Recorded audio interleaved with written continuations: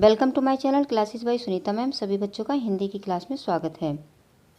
बच्चों, आज इस वीडियो में हम पढ़ेंगे लक्ष्मी का स्वागत एकांकी के प्रमुख पात्र का चरित्र चित्रण।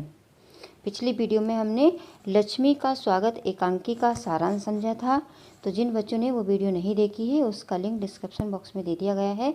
ये जो 9th की प्ले लिस्ट है उसमें भी उसका लिंक है, वहाँ से आप देख सकते हैं। तो बच्चों, आज इस वीडियो में जब हम समझ रहे हैं लक्ष्मी का स्वागत एकांकी के प्रमुख पात्र का चरित्र चित्रण, तो सबसे पहले तो ये जान लो कि जो प्रमुख पात्र है इसमें लक्ष्मी के का जो स्वागत एकांकी है उसका जो प्रमुख पात्र है वो है रोशन। तो बच्चों, आपको परीक्षा में इस प्रकार से भी प्रश्न आपसे पूछा जा सकता है कि रोशन एक भावुक पिता और स्नेही पति है। इस कथन के आधार पर रोशन के चरित्र का मूल्यांकन कीजिए। तब भी आपको रोशन का चरित्र चित्रण ही लिखना है। और अगर पूछा गया कि लक्ष्मी का स्वागत एकांकी के प्रमुख पात्र का चरित्र चित्रण कीजिए, तब भी आपको रोशन का चरित्र चित्रण ही लिखना है बच्चों, क्योंकि जो रोशन है वो लक्ष्मी के का जो स्वागत एकांकी है उसका प्रमुख पात्र है। तो इसमें नाम नहीं दिया जाता है, परीक्षा में आपसे सीधा पूछ लिया जाता है कि प्रमुख पात्र का चरित्र चित्रण कीजिए। तो आपको पता होना चाहिए कि इसमें प्रमुख पात्र कौन है। तो इसमें प्रमुख पात्र है रोशन, तो उसी का आपको चरित्र चित्रण लिखना है। अगला दूसरा इस तरह से भी पूछा जा सकता है कि लक्ष्मी का स्वागत एकांकी के आधार पर रोशन की चारित्रिक विशेषताओं का उल्लेख कीजिए। तब भी आपको रोशन का चरित्र चित्रण ही लिखना है। तो बच्चों, पिछली वीडियो में भी हमने समझाया था कि चरित्र चित्रण क्या होता है। चरित्र चित्रण होता है जो पात्र है उसके व्यक्तित्व में क्या अच्छाई हैं क्या बुराई हैं, वो किस तरह का व्यक्ति है। जब हम ये बातें बताते हैं तो उस व्यक्ति का बताते हैं, चरित्र चित्रण करते हैं।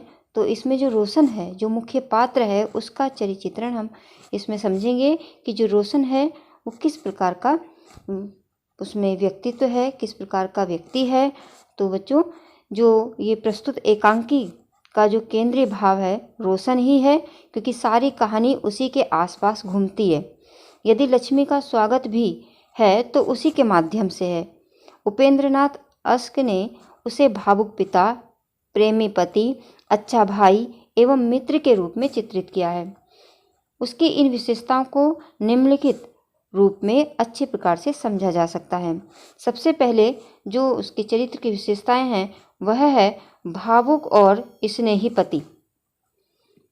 देखिए बच्चों, आपने देखा होगा जब आपने कहानी पढ़ी होगी तो या जब वीडियो देखी होगी तो उसमें आपने देखा होगा कि किस तरह से रोशन परेशान है कि उसका जो बच्चा है वो मर रहा है और उसके जो माता पिता हैं वो रिश्ते के लिए तैयार बैठे हैं, रिश्ते की बात करने के लिए। लेकिन उस समय वो कितना भावुक है और अपना जो है अपनी जो उसकी पत्नी है उससे वो कितना प्रेम रखता है। तो रोशन एक भावुक एवं स्नेही पति है। वह नहीं चाहता कि पत्नी की मृत्यु के दुख से थोड़ा भी छुटकारा न मिल पाए और शादी कर ले। वह कहता है कि आप नहीं जानते डॉक्टर साहब, ये सब लोग पत्थर दिल हैं। मतलब डॉक्टर साहब को अपने दिल का हाल बताता है कि डॉक्टर साहब, आप मेरे घर वालों को नहीं जानते हैं कि कितने पत्थर दिल लोग हैं। ये तो चाहते ही हैं कि मेरे पुत्र की मृत्यु हो जाए ताकि उनका जो दूसरा विवाह करने की मनसा है उसका बिल्कुल रास्ता साफ हो जाए, क्योंकि हो सकता है मेरा पुत्र इनके ये जो मेरा दूसरा विवाह करना चाहते हैं उसमें ये रोड़ा ना बन रहा हो। यानी जो लड़की वाले हैं वो इसलिए विवाह ना करना चाहें कि इनका जो है पहले से ही एक बेटा है। तो कहते हैं कि डॉक्टर साहब, जो मेरे घर वाले हैं वो बहुत ही पत्थर दिल है, वो तो इसको मतलब मरता हुआ ही देखना चाहते हैं। तो इससे पता चलता है कि भावुक और स्नेही पति है रोशन। उसके चरित्र की एक विशेषता है भावुक और स्नेही पति। दूसरी उसके चरित्र की विशेषता है सच्चा इंसान। रोशन एक सच्चा इंसान है। वह दयालु, स्नेही, कारुणिक एवं दुनियावी स्वार्थपरता और क्रूरता के प्रति विद्रोही तथा माँ जैसी ममता से युक्त एक पिता है। उसके अंदर सभी मानवीय गुण है। मतलब एक जो ये रोशन है बहुत ही सच्चा इंसान है, बहुत ही अच्छा इंसान है।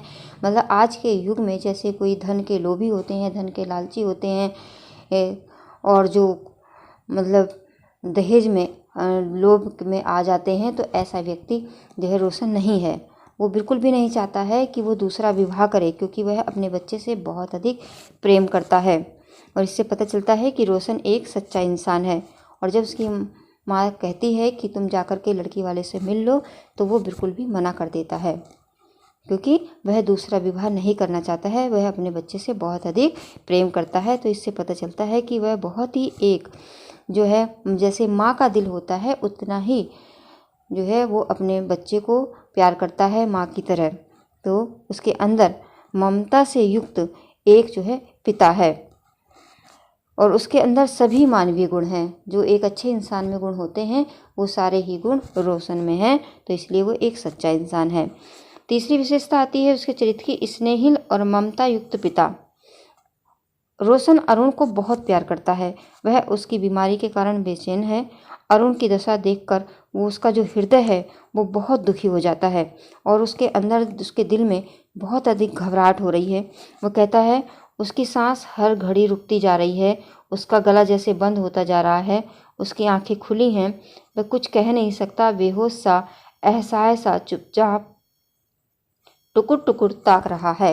वह इतना अच्छा पिता है कि वो अपने बच्चे को जो है उसके जो अंदर के भाव हैं वो समझ रहा है। मेरे बच्चे को किस समय कितनी पीड़ा हो रही है इसका एहसास भी उसे हो रहा है।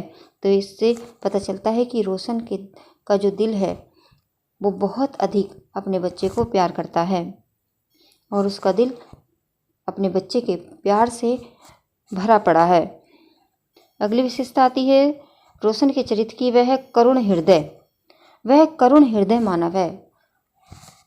जब शादी के संबंध में राम प्रताप का जिक्र माँ करती है, तब वह चीख कर कहता है कि तुम राम प्रताप को मुझसे मिलाती हो। अनपढ़, अशिक्षित, गंवार, उसके दिल कहाँ, महसूस करने का मादा कहाँ, वह जानवर है। मतलब जो रोशन है उस एक पढ़ा लिखा सच्चा इंसान है, शिक्षित स्थान जो वो व्यक्ति इंसान है, और वो समझ सकता है कि क्या अच्छा है क्या बुरा है। जब उसकी माँ एक पड़ोस के व्यक्ति से उसकी तुलना करती है तो उसे बहुत ही जो है दुख होता है कि तुम मेरी तुलना जो है किसी एक अनपढ़ अशिक्षित व्यक्ति से कर रही हो, जिसने शादी के कुछ ही दिन बाद जब उसकी पत्नी की मृत्यु हो गई थी तो उसने पत्नी की मृत्यु के कुछ समय बाद ही दूसरा विवाह कर लिया था। तो ऐसे व्यक्ति से तुम मेरी तुलना कर रही हो। तो इससे पता चलता है कि जो रोशन है उसका दिल करुणा से भरा हुआ है। अगले उसकी चरित्र की विशेषता आती है हृदयहीन कार्यों का विरोधी। जो रोशन है ऐसी कार्यों का विरोधी है, वह मानवता विरोधी हृदयहीन कार्यों का विरोधी है। जब माँ कहती है कि सियालकोट वाले आए हैं तो वह क्रोध से कहता है कि उनसे कहो जहाँ से आए हैं वहीं चले जाएं। मतलब जो रोशन है वो ऐसे कार्य को नहीं करना चाहता जिससे उसका दिल जो है मतलब उसका दिल उन बातों को नहीं मानता। ऐसा कार्य वो बिल्कुल भी नहीं करना चाहता, क्योंकि जब उनकी माँ कहती है कि सियालकोट से ऐसे लोग आकर तुम्हारा रिश्ता लेकर के आए हैं, जा कर के उनसे मिल लो, तो उसका दिल उस समय नहीं मान रहा था। उसका दिल जो है अपने बच्चे के लिए परेशान था, क्योंकि उसके बच्चा जो है मृत्यु की शैया पर पड़ा हुआ था और बीमारी से ग्रस्त था। उसका हृदय बहुत ही दुखी था। तो इस समय वो कह देता है कि उनसे कह दो कि जहाँ से वो आए हैं वहीं से चले जाएं, मुझे उनसे नहीं मिलना है। तो इसलिए पता चलता है कि जो ये रोशन है वो हृदयहीन कार्यों का भी विरोधी है। अगले उसके चरित्र की विशेषता आती है माँ से क्षुब्ध, यानी माँ से वो दुखी है। रोशन माँ के स्वार्थी व्यवहार से बहुत क्षुब्ध है और बहुत दुखी है। जब माँ अरुण की मौत का समाचार सुनकर दरवाज़ा खोलने को कहती है, तब वह व्यंग में कहता है कि तुम लक्ष्मी का स्वागत कराओ।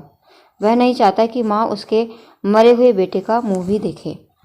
इस प्रकार हम देखते हैं कि उपेंद्रनाथ अश्क ने रोशन के चरित्र के माध्यम से समाज की स्वार्थपरता, हृदयहीनता और नीचता पर कुठाराघात किया है। और इस प्रकार बच्चों ये जो रोशन है एक भावुक पिता, एक स्नेही पति के रूप में जो है ये चित्रित किया गया है। रोशन का चरित्र चित्रण यहाँ पर तो बच्चों ये था रोशन का चरित्र चित्रण। बच्चों इसको याद करने के लिए पहले भी बताया था कि जब भी आप ये चरित्र चित्रण याद करें तो जो उसके हेडिंग होते हैं उन हेडिंगों को अलग से लिख लें, और उस कहानी को जब आपने समझा पढ़ा तो आपको पता ही चल जाता है कि वो व्यक्ति कैसा है। जब आपने चरित्र चित्रण देख लिया है, ये समझ लिया है, तो आपको इसके बारे में लिखने में बहुत ही आसानी हो जाएगी। तो सबसे पहले आप हेडिंग याद कर लें, जैसे कि वो हेडिंग है भावुक और स्नेही पति, सच्चा इंसान, स्नेहिल ममता युक्त पिता, करुण हृदय, हृदयहीन कार्यों का विरोधी और माँ से क्षुब्ध। इन हेडिंग को आप एक कॉपी के पेज पे लिखिए और इनको याद कर लीजिए। और जो इसके बीच में है वो आप आसानी से क्योंकि लिख सकते हैं, क्योंकि आपने वीडियो भी देख ली है और कहानी भी आपको पता है, तो इसके बीच में आप आसानी से लिख सकते हैं। फिर आपको किसी का भी चरित्र चित्रण लिखने में बहुत अधिक आसानी होगी। तो बच्चों आज इस वीडियो में हम बस इतना ही पढ़ेंगे, मिलेंगे दूसरी वीडियो में। और तब तक आप इस चरित्र चित्रण को अच्छी तरह से याद कर लीजिए। और जिन बच्चों ने चैनल को सब्सक्राइब नहीं किया है वो चैनल पर नए हैं, जो बच्चे चैनल को सब्सक्राइब कर लें, यानी सब्सक्राइब का बटन आपका लाल है तो उसको दबाइए और साथ में जो घंटी है उसको भी प्रेस करिए ताकि अगले वीडियो का नोटिफिकेशन सबसे पहले आपके पास पहुंच जाए। धन्यवाद।